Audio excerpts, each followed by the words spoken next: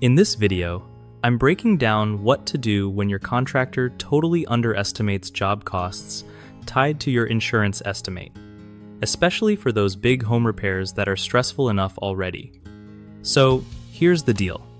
When your contractor's original estimate comes in too low on labor, materials, or both, it's not uncommon to have to go back to the insurance company for more money through what's called a supplement.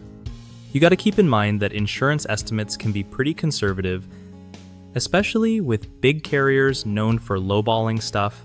Peopling, just look up the Allstate and McKinsey story from the 90s for proof. The key is to stay on top of deadlines related to depreciation and supplements because those timelines can mess with your payout if you're late.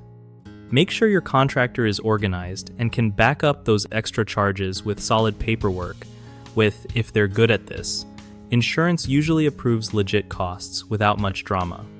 If you hit a wall or get pushback from the insurance adjuster, don't just take no for an answer. Getting a public adjuster involved can seriously help shake loose the money you deserve. Honestly, I always use a public adjuster for my interior remodel jobs because juggling the work and insurance stuff is a nightmare.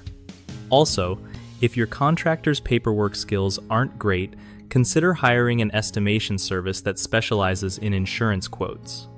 I personally use estimate-experts.com. They crank out professional exactment quotes in like 3 to 5 days, which makes dealing with insurance way smoother. Remember, being proactive and organized is your best bet to avoid stress and get your home fixed right without getting stuck paying out of pocket. One of the biggest mistakes people make is assuming the initial insurance estimate is final and not pushing for supplements when things change or costs go up. Another common issue is poor documentation from the contractor, which makes it harder to justify extra expenses to the insurance company. Lastly, missing deadlines related to supplement requests or depreciation can cost you big time, so double-check those timelines and communicate early with your adjuster to keep everything on track. Simple fixes?